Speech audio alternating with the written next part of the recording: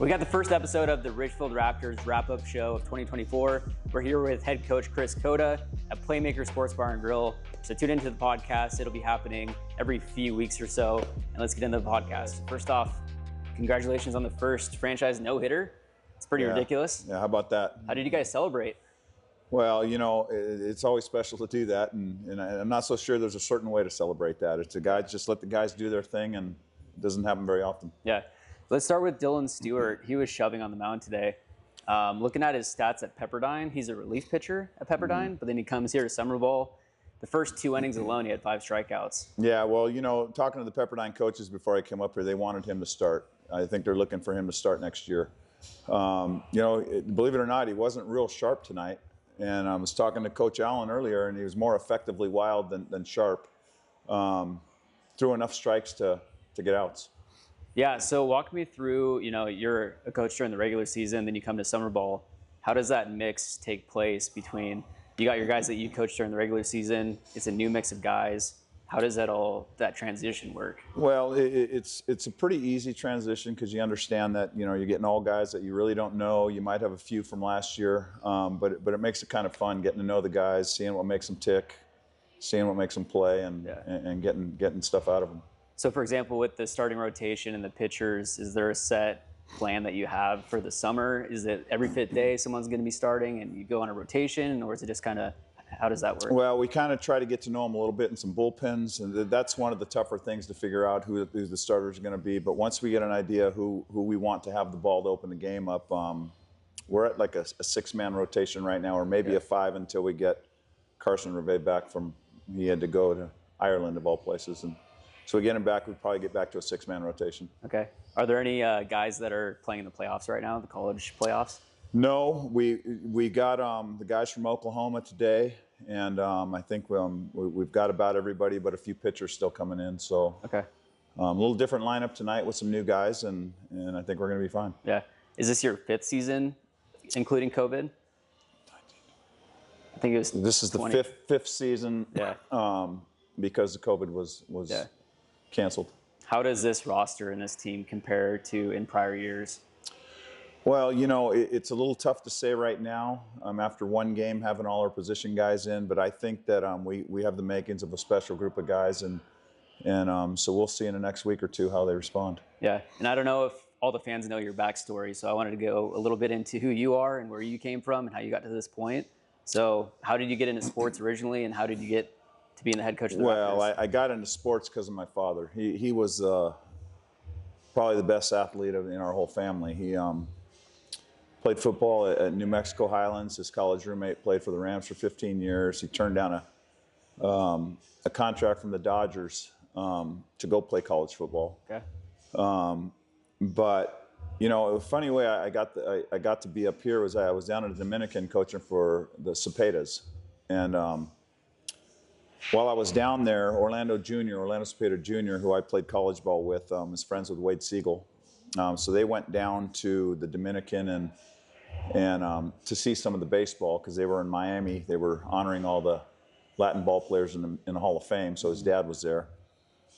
Met Wade there, and about a month or two later, Orlando called me and says, "Hey, remember Wade?" I said, "Of course I do." And he says, "Well, he just bought a summer team, and I think he's going to ask you to coach it." And got a phone call.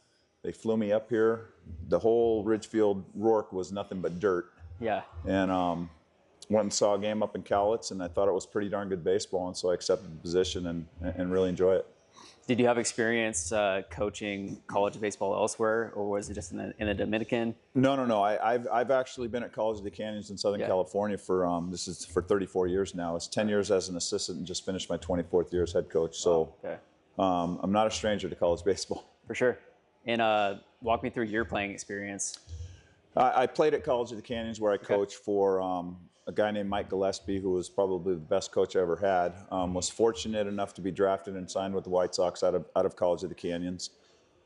Spent about 4.5 years in the minor leagues with the White Sox and a year with the Angels, and had a second arm surgery and decided to get back into school, and it was time to get a job, a real job. But which position were you? I was an outfielder. Okay. But then they tried to make me a pitcher, and that's where I came up with the arm problems. So then you get out of the minor league baseball. did you kind of know what you wanted to do, or did you just Well, follow into I coaching? wasn't sure. I had to go back to school. That was one thing. And fortunately enough, in my first contract, I had 2 years of school paid for. So I got my bachelor's degree, and then I stayed 2 weeks later, started a master's degree, because I knew if I wanted to coach and teach, it was going to be at the college level.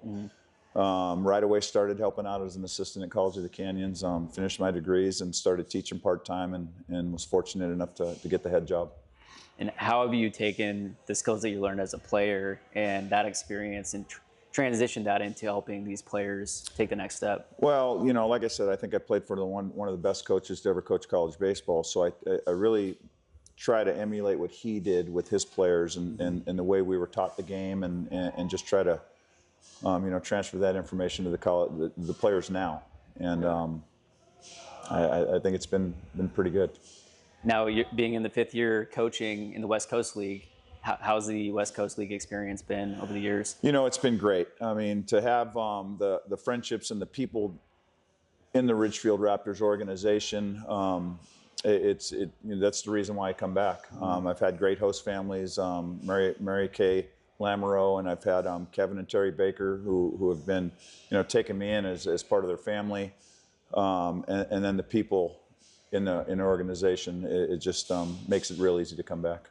And the fans probably know this, but there's so much good talent throughout the system. You don't realize it until 3 years down the line, and there's Travis Bazzana who's going to be drafted first overall. There's Wade Meckler, there's Mitch Haniger that are in the big leagues right now. Wade was with us too. Yeah, right. So, there's talent everywhere, and I think there's about 6 or 7 guys that played for Ridgefield now in the minor leagues. We're rooting nothing but good thoughts for them moving up the ladder.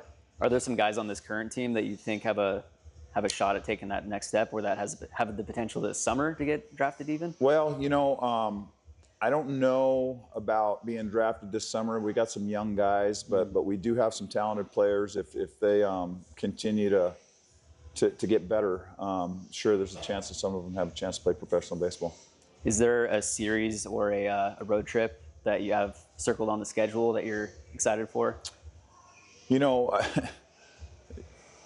Not really, but there are some fun towns to go to. I think Bend's a beautiful place. I actually played a year minor league ball in Bend, so it's a beautiful town. I don't mind going anywhere. All the organizations treat us well, so it's not bad travel, and the places are pretty fun to be at.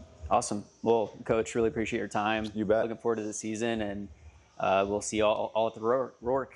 You bet. Yep. Thank you. All right, appreciate it.